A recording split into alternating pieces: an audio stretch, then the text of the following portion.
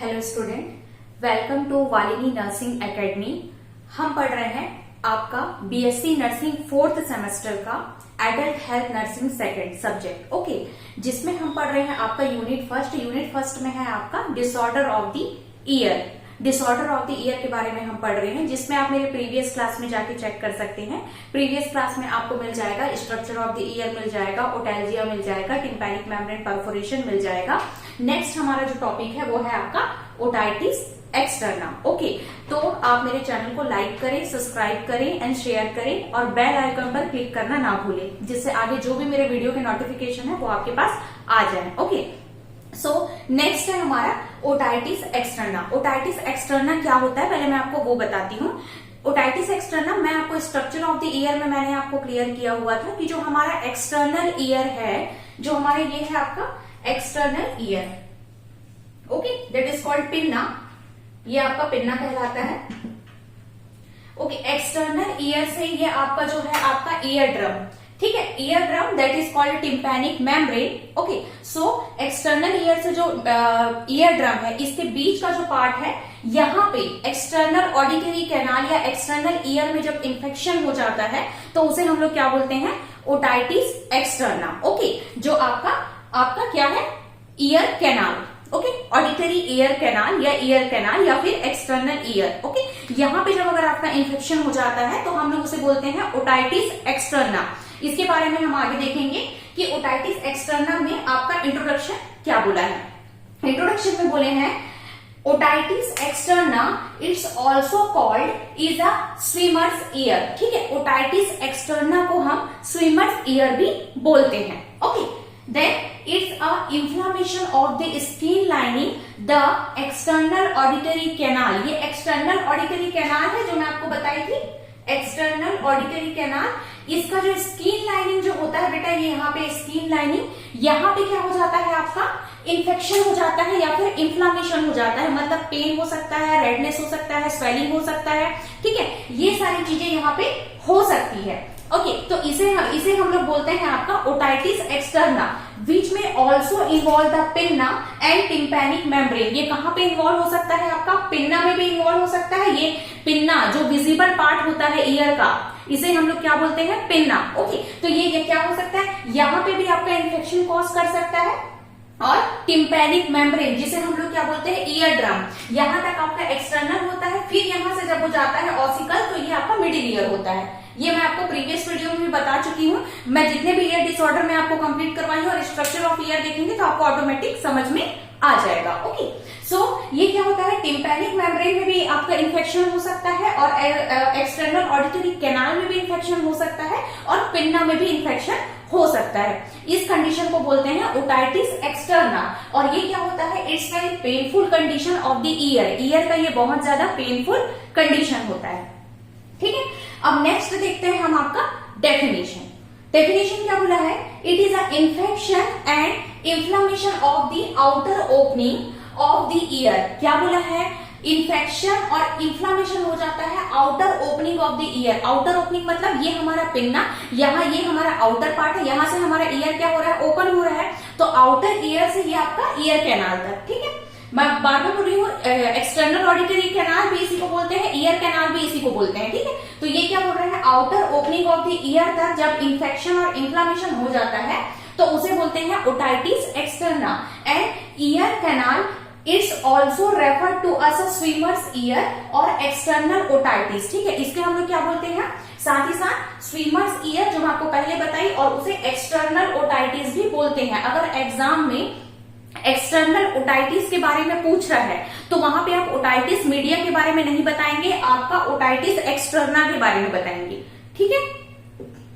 Otitis media मतलब आपके middle ear की बात हो रही है, बट यहाँ पे अगर आपका एक्सटर्नल ओटाइटिस मतलब क्या बोल रहा है, आपका एक्सटर्नल या फिर आउटर ईयर की बात हो रही है, तो इसे हम लोग और क्या बोलते हैं, also refer the swimmer ear या फिर external otitis, okay. Then it's occur mainly children, जो मेनली चिल्ड्रंस में होता है 7 to 12 ईयर।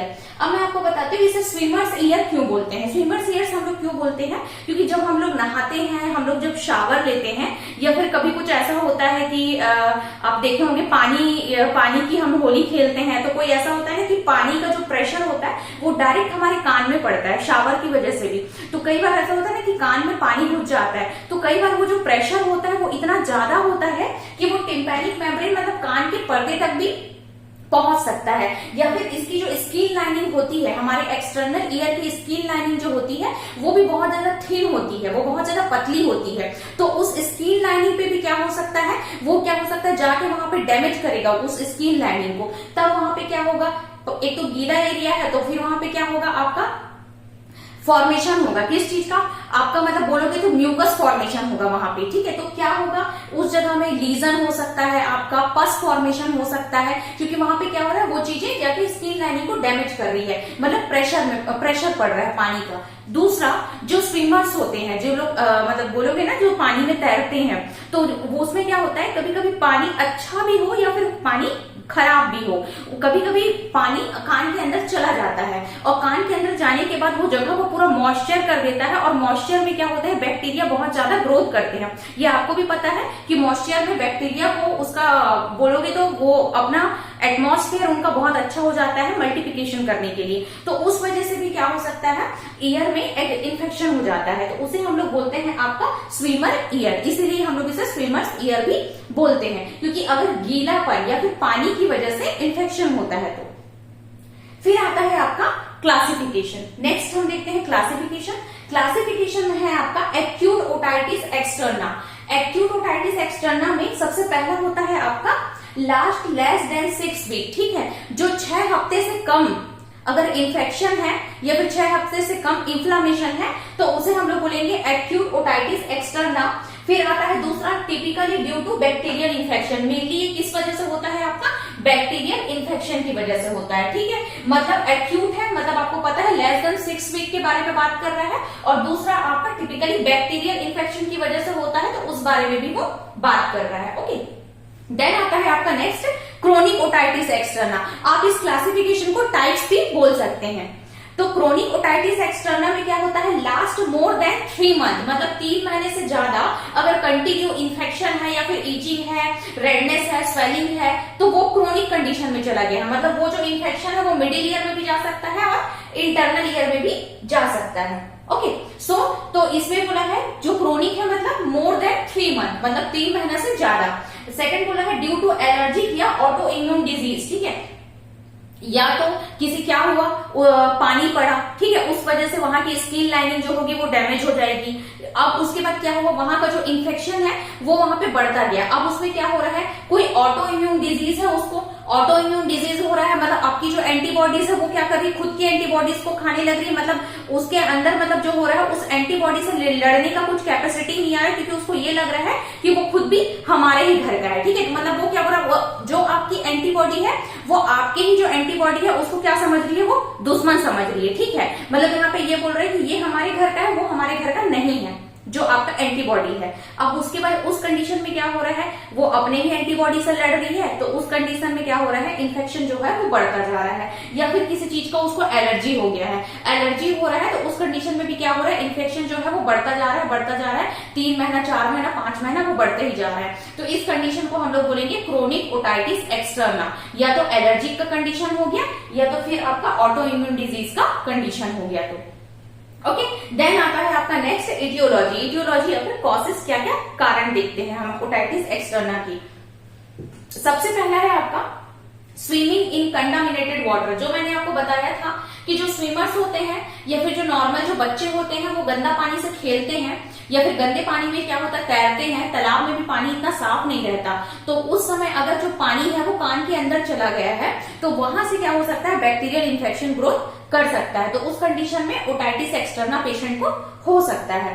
फिर आता है दूसरा ऑब्जेक्ट इन ईयर या फिर कॉटन स्वैब या other small object to clear the ear canal. Okay, मतलब क्या बोल रहा है आपका, कोई भी ऑब्जेक्ट जो कान के अंदर हम इंसर्ट कर रहे हैं, जैसे कि कॉटन स्वैब इंसर्ट कर रहे हैं, या कोई small object to clear the ear canal. Ear canal यहीं पे हमारा सैल्मन वैक्स पाया जाता है, जिसे हम लोग ईयर वैक्स बोलते हैं, ठीक है।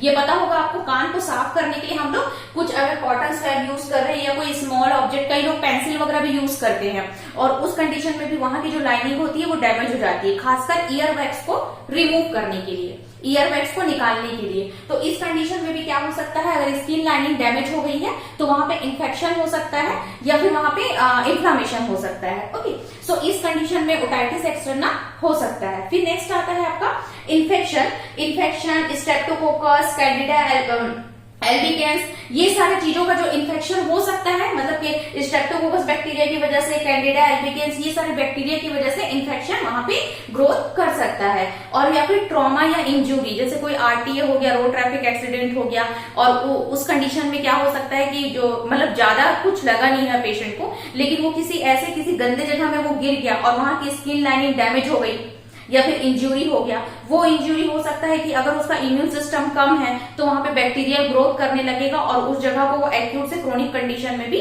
ले जा सकता है इन्फेक्शन को, ठीक है। तो या फिर ट्रॉमा और इंजरी के कंडीशन में भी ओटाइटिस मीडिया हो सकता है।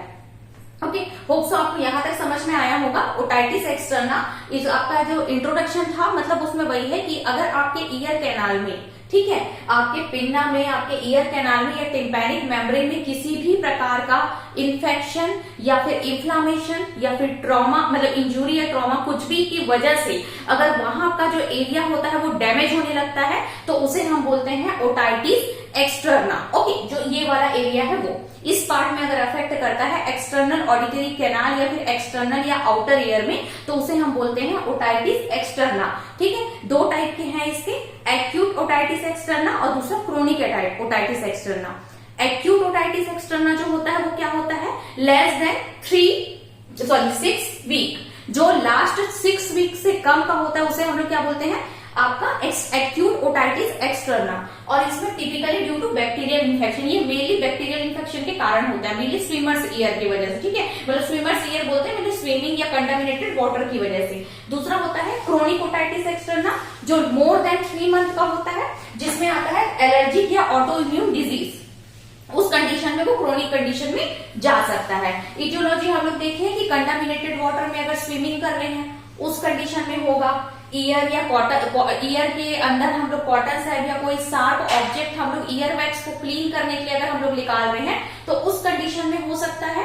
एंड नेक्स्ट जो होता है वो किसी इन्फेक्शन या बैक्टीरियल इन्फेक्शन, कौन कौन सा बैक्टीरिया आ सकता है आपका, स्ट्रेप्टोकोकस बैक्टीरिया आ सकता है आपका, कैंडिडा एल्बिकेंस आ सकता है आपका, इस कंडीशन में आपका हो सकता है। और नेक्स्ट है ट्रॉमा या इंजुरी की कंडीशन में हो सकता है। ओके, सो इसका आगे का जो है हम लोग नेक्स्ट क्लास में देखेंगे। Okay, so thank you.